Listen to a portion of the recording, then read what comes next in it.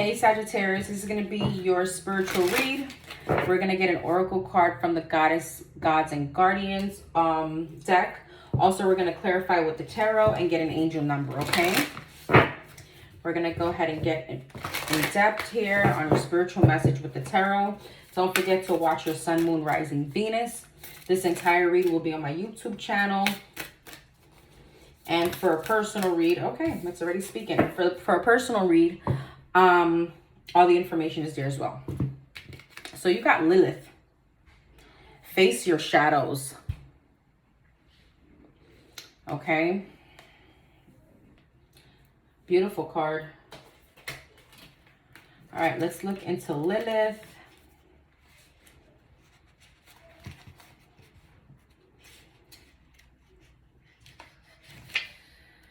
Okay, so Lilith sees everything that you strive to keep hidden from view. Drawing this card shows that you've arrived at a point of significant transformation. Lilith meets you at a crossroads. She holds out her hand and says, your spirit vibrates with secret powers of old.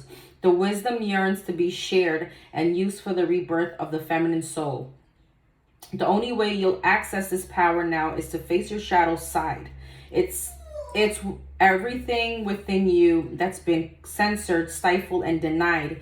Your deep-seated rage, your crippling shame, your fathomless fear, your traumas and wounds, your feelings of unworthiness. You've labeled these feelings as taboo, and you have never been able to accept and work through them. Sometimes the forbidden shadow emotions leak out, leading you down the paths of sabotage and self-destruction. Feelings of envy and self-pity hinder you. With me, you can release self-judgment and look bravely into your hidden self. I'll lead you into safe places where all your secrets can be spoken. This will release enormous waterfalls of energy. It will unlock your creativity, potential, and passion. It will illuminate the divine talents you've been keeping under wraps. You'll create your dreams not because of luck, chance, or faith, but through realizing that all the power you've ever need is within you. Don't be afraid, you're ready to shine. Seek professional setting for thorough shadow work. Shadow energy is influencing the persons or situations you're inquiring about. What you should be saying is, my shadow is my inner teacher. Sagittarius, this is a very clear message. A lot of you have a lot of shadow work to do.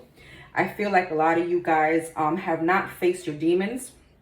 I feel like a lot of you guys also have deep-rooted traumas from probably your childhood, past relationships, you know, that you haven't come to terms with as well. And I feel like, you know, if you have been thinking about going to therapy, that is something you should definitely do. Okay? Because these traumas, these fears, these this shadow side that everyone has is very, very restricting, energetically, mentally, emotionally, physically, and this will restrict you from moving forward. All right, Sag, let's see. Let's get more in depth here. Tell me about Lilith for shadow work. For Sagittarius.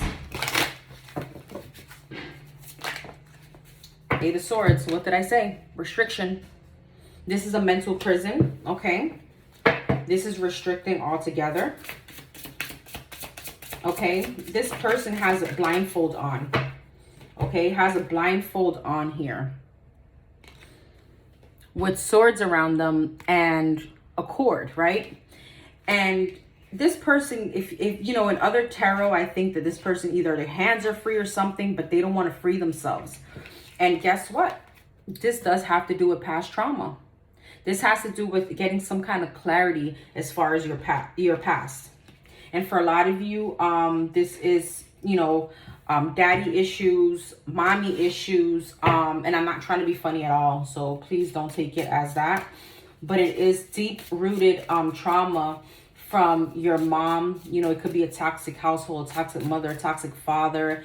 It can be things as abuse from childhood. So these are the demons or the things that you are not facing or you don't want to face because of fear. And I completely get that. But the thing is, it's holding you back. It's holding you back, and there you are at the bottom of the deck. Tell me more. The Magician, the Knight of Swords.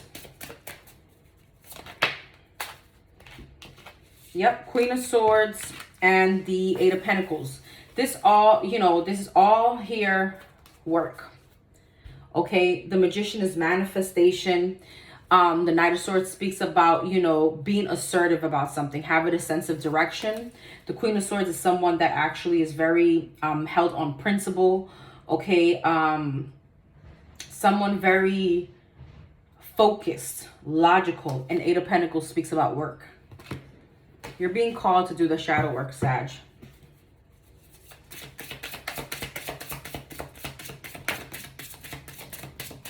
Yep. Look, a lot of you guys are holding on to some kind of toxicity here, okay?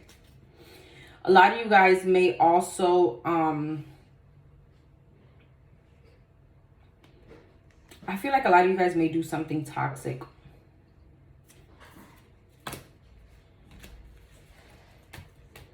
You're holding on to something toxic. Tell me more about the Devil. Two of Swords, Three of Pentacles. Okay, Three of Swords. So here's a few things. You guys are refusing to see, or you can't make a choice, or you're stuck between the middle. You're in some kind of denial about some toxic trait that you have. Something that you're doing toxic. This can definitely be collaboration with other people. With the Three of Pentacles, this definitely speaks about, also Three of Swords speaks about past hurt, heartbreak, you know, some kind of grief, some kind of sadness. Okay, and it's toxic because you're still holding on to it. This could definitely be associated with, yeah, with people that you're involving yourself with. Okay, with the Ten of Swords and the Queen of Swords, a defeated energy, you know, backstab, betrayal. Okay, feeling betrayed. King of Swords, Knight of Wands, you know, and I feel like this is a cycle that you guys do over and over. When I said the cycle, I saw the Wheel of Fortune in my head. And that's exactly what came out. With the Seven of Swords, that you're only deceiving yourself here from moving forward. Why is the Ace of Wands here? Three of, okay. So this also can be situations that you put yourself in, okay, with people. Okay, toxic traits, could be drinking, could be, you know, I feel like a lot of you also may drink to cover these deep-rooted wounds. You know, a lot of you guys may not even recognize, and I feel that's what the Ace of Swords here. It's also about recognition. I'm sorry, the Page of Swords. Also about recognition that you're not even recognizing that certain things that you do, certain traits that you have and qualities are because of these deep-rooted wounds. Okay, and I feel like this has to do with people, you know, the things that you do that you put outward. You know, whether it is, let's just say you know, why is it that you love to drink all the time? For an example, why is it that you always need to be in a party? Why is it that you need to feel validated by other people? Why is it that, you know, without money, you don't feel like you're anything? You know, it's that kind of situation.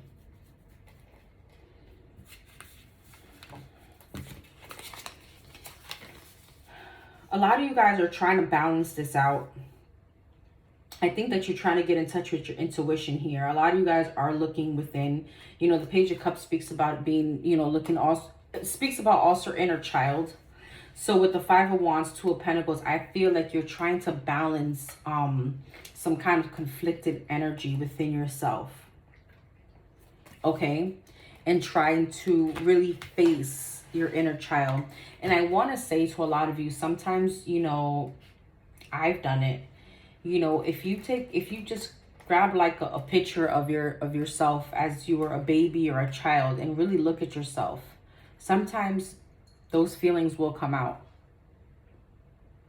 I don't know if that makes sense to anyone, but it made sense to me. Nine of Swords, Hierophant, and the Knight of Pentacles. A lot of you guys also try to cover these traumas and the shadow part of yourselves with materialistic things. You know, in your mind, a lot of you feel like, you know, if I look good, you know, that's all it is. And you know, something like that. Like, you try to cover up these feelings with materialistic items, but you're still having sleepless nights. You're still having anxiety because you haven't put in the work. For some of you, you know, it may be mental illness as well. And therapy is needed. You know, I know that for certain cultures, that's a stigma. But Sag, I do feel with the Empress, Six of Wands, and Seven of Pentacles, you guys, yeah, you guys will be, I feel like, pouring into yourselves, investing in yourself. And there's going to be some kind of success. There's some kind of success out that tunnel. But until then, right, you're going to be stuck in this kind of energy until you're able to realize, you know, why is it that you hold certain toxic traits? Everybody has toxic traits, but why? The question is always why. You know, I always try to tell or try to see it for myself. Like, why is it that this person act this way? Why is it that this person is this way? You know? And I think that that's what you're going to also be learning within yourself. You're going to be really looking, taking a hard look within yourself and investing in yourself here.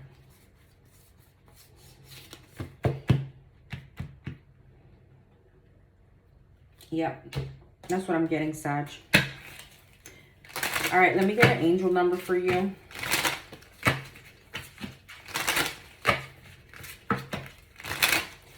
I do want to say, because I felt like that was like left so unfinished.